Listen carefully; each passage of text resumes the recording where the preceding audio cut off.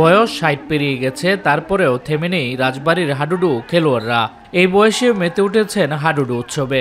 রাজবাড়ীর দৌলদিয়া ৩ নং ফেরিঘাটের শাহাদাত মেম্বারপাড়া গ্রামে হয় সেই প্রীতি ম্যাচ।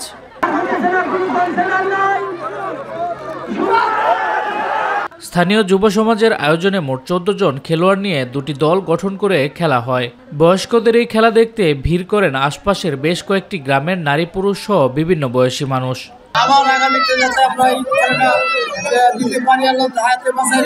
খেলা দেখতে এসে তারা খেলা দেখতেও পারে না, আবেগ করতেছে।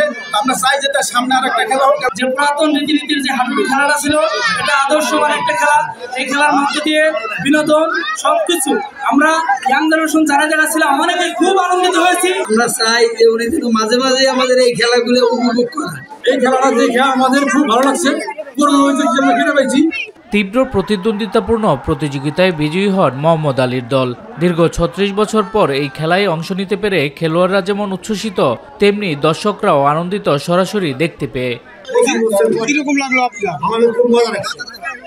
এতদিন এই জিনিসটা বাইরে খেলাইনি, আজকে আমি খুব আনন্দ খেলাই না। আজকে আমরা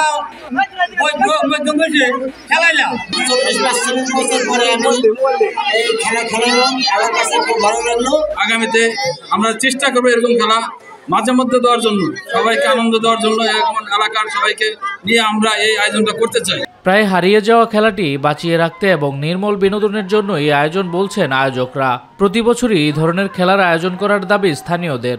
২, ৪, ২০, ৫০ বছরের ভিতরে এরকম খেলা হয়নি। এই বিদ্যুতের হাডুডু খেলা, এই খেলায় যারা অংশগ্রহণ করছেন এবং যারা দর্শক হিসেবে উপস্থিত আছেন, আমার অন্তরের অন্তঃস্থল থেকে সবাইকে আন্তরিক মোবারকবাদ জানাই। এই খেলা আগামী দিনে মাঝে মধ্যে হওয়া উচিত এবং এই খেলা যদি আগামী দিনে হাডুডু খেলা যদি চলতে থাকে, আমাদের সেই পুরাতন ঐতিহ্যবাহী খেলা আমাদের মাঝে ফেরত আসবে। অনেক আগে আমার বাড়ির সামনে একটা নৌকাবাজ হয়েছিল, আজকে যখন হাডুডু খেলা উদ্বোধন হলো, এরপরে আমরা চিন্তা ভাবনা করবো যাবার একটিবার নৌকাবাজ হবে না।